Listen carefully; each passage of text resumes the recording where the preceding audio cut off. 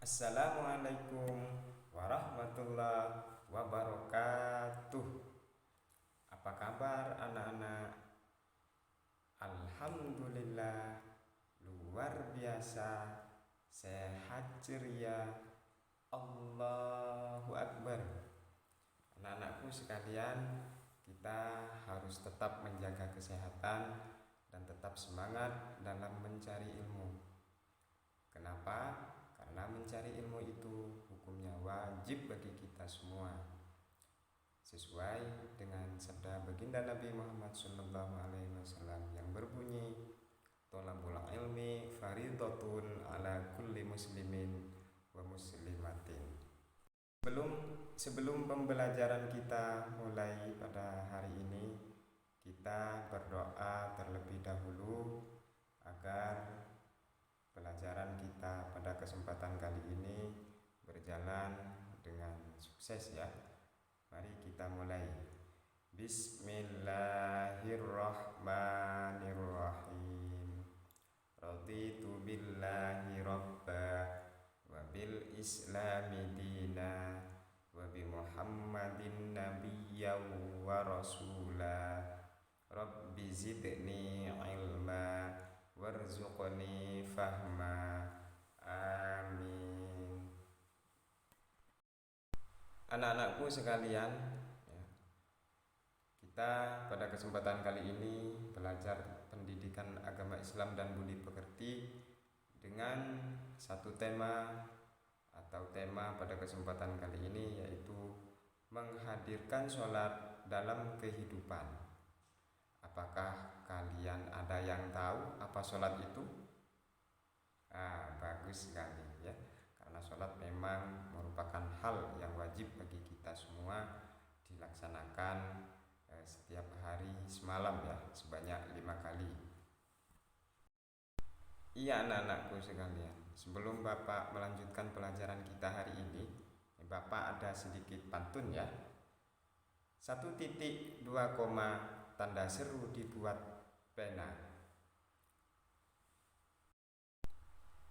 Sholat itu tiang agama, jika roboh hidup tiada guna. Maka dari itu kita harus tetap melaksanakan ya perintah Allah Subhanahu wa Ta'ala. Salah satunya adalah sholat yang 5 waktu. Ayo, apa saja nama-nama sholat itu? Ada yang tahu enggak? Iya, bagus ya. Nanti Bapak akan bentuk beberapa kelompok ya, bentuk beberapa kelompok untuk mengerjakan tugas pada pelajaran hari ini.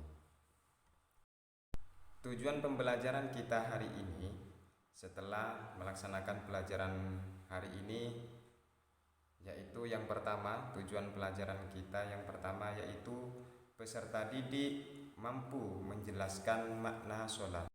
Tujuan pelajaran kita yang kedua yaitu peserta didik mampu menganalisis hakikat sholat dan hubungannya dengan pencegahan perbuatan keji dan mungkar dalam kehidupan kita sehari-hari.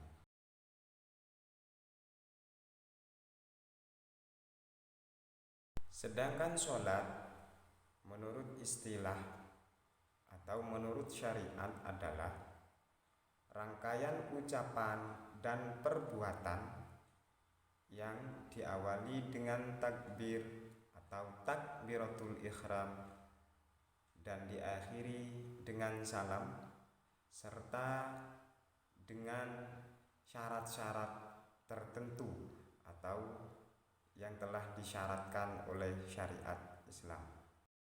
Adapun hikmah melaksanakan sholat itu diantaranya satu, simbol ketenangan. Jadi siapapun dari kita, entah kita anak petani atau anak kiai atau anak siapa saja yang melaksanakan sholat 5 waktu itu tentu mendapatkan ketenangan dari Allah Subhanahu wa Ta'ala dari dunia hingga di akhirat nanti, sesuai dengan firman-Nya, ala bidzikrillahi tatma'innul qulub. Ingatlah bahwa hanya dengan mengingat Allah kita akan mendapatkan ketenangan jiwa, ketenangan raga dari dunia hingga di akhirat nanti.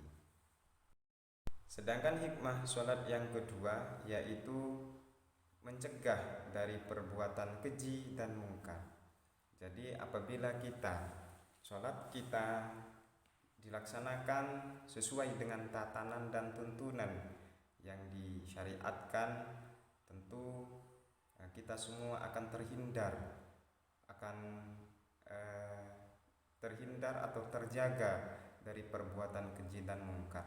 Pun juga ini ada firman Allah Subhanahu wa taala, innas sholata tanha 'anil fahsya'i wal munkar, bahwa sholat itu bisa mencegah dari perbuatan fahsya, dari perbuatan jelek ataupun perbuatan mungkar.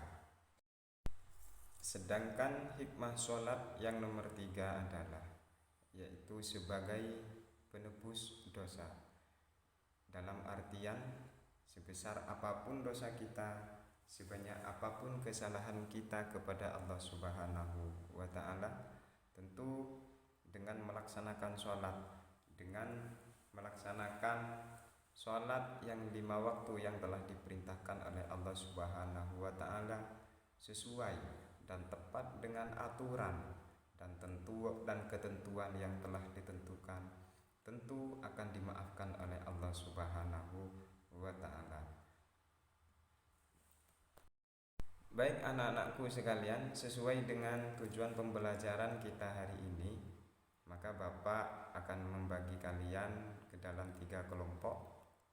Tugas kelompok pertama, silahkan cari sebanyak mungkin referensi baik dari media online, artikel atau buku pelajaran dan lain sebagainya tentang pengertian sholat. Lalu jelaskan apa yang kalian pahami dari makna sholat yang kalian dapatkan dari berbagai referensi itu.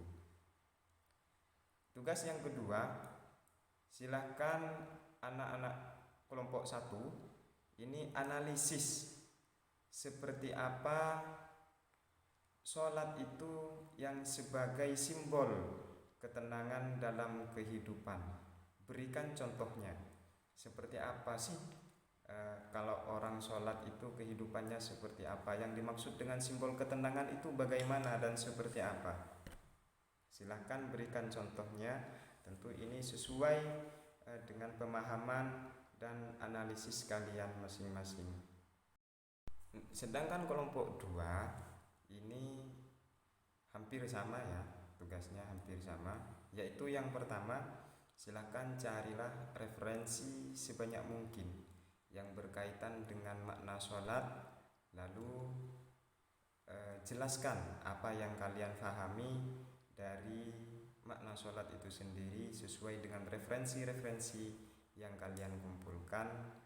Sedangkan yang kedua, ini silahkan analisis hubungan sholat dengan pencegah dari perbuatan keji dan perbuatan mungkar. Dan berikan contohnya seperti apa sholat itu sebagai pencegah dari perbuatan keji dan perbuatan mungkar itu sendiri. Ini yang kelompok 1, kelompok 2, kelompok 3 ini sesuai dengan pemahaman kalian masing-masing. Dan jangan lupa ya, dalam setiap kelompoknya itu harus kerjasama ya, harus kerjasama.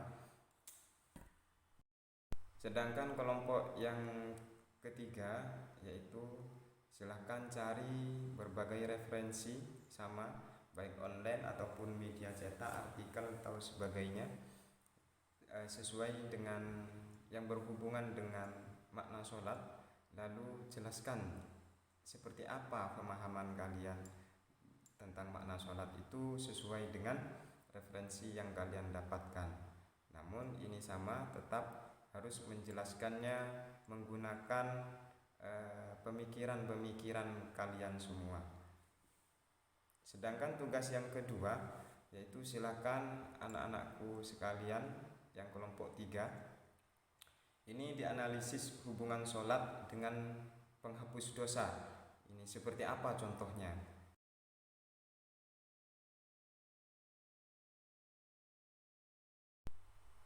Sekian, terima kasih. Itulah tadi sedikit pemaparan tentang makna sholat, tentang pengertian sholat baik secara istilah ataupun lughat atau bahasa. Tentunya dengan ini semua mudah-mudahan kita senantiasa meningkatkan keimanan dan ketakwaan kepada Allah Subhanahu wa taala, serta semoga ilmu yang kita dapat ini menjadi ilmu yang barokah dan bermanfaat. Mari kita tutup pelajaran kita pada kesempatan kali ini dengan membaca hamdalah bersama.